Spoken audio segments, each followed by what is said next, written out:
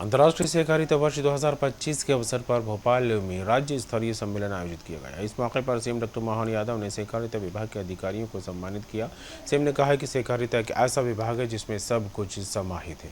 वहीं एमपी के मंत्री विश्वास सारंग ने कहा कि पीएम मोदी का आभार व्यक्त करता हूं कि जिन्होंने सहकारिता को अलग से विभाग बनाया। ये वास्तव में हमारे लिए दोनों तरह से बात करने का समय है।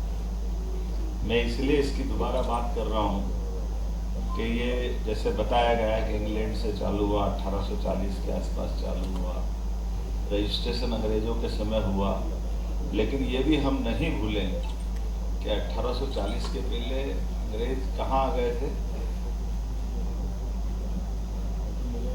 कहाँ आ गए थे, कहाँ रूल करना चाह रहे थे वो, भारत में।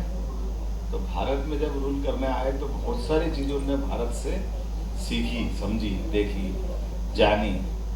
और जो आपने कहा उमराव ने, मैं उससे भी सहमत हूँ। आप कभी इसको इस रूप में भी देखना कि भारत के बाहर कितने देश हैं, भारत से कभी किसी का झगड़ा क्यों नहीं हुआ, भारत ने कभी किसी पे कब्जा क्यों करने नहीं गया, भारत ने आक्रमण झेले, लेकिन भारत अपनी सीमा विस्तार में दूसरे देशों को अपने साथ समाहित करने क्यों नहीं गया।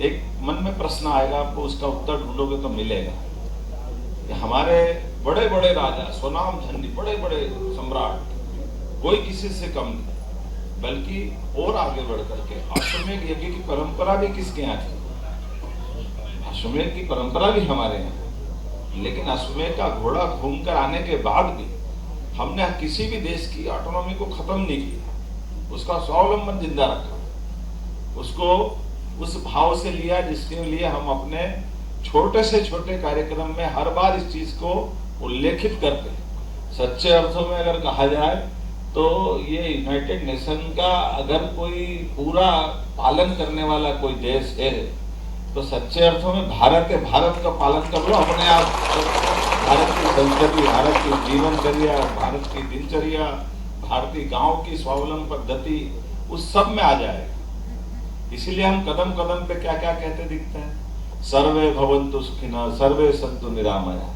इसका मतलब ये सहकार का तो अर्थ है, इसके अलावा कहाँ है जो सबके सुख की काम करे। आज बहुत प्रसन्नता का दिन है। मध्य प्रदेश में हम अंतर्राष्ट्रीय सहकारिता वर्ष के कैलेंडर का आज हम शुभारंभ कर रहे हैं। ये बात सही है कि व्यवस्थित समाज के निर्माण में और व्यक्ति के विकास में सहकारिता का अपना बहुत महत्व है। आदि अनादि काल से हम हर संस्कृति में देखते हैं सहकारिता के माध्यम से रोजगार, सहकारिता के माध्यम से अर्थव्यवस्था, उसके उन्नयन के लिए अनेक प्रयास हुए हैं। मैं इस मंच से इस देश के यशस्वी प्रधानमंत्री नरेंद्र मोदी जी को बहुत साधुवाद और बधाई देता हूं कि उन्होंने सहकारिता के महत्व को समझते हुए ही देश के इतिहास में पहली बार अलग से सहकारिता विभाग का गठन किया। यह निश्चित रूप से नरेंद्र मोदी जी की सहकारिता के प्रति जो दृढ़ता है उसको प्रदर्शित करता है।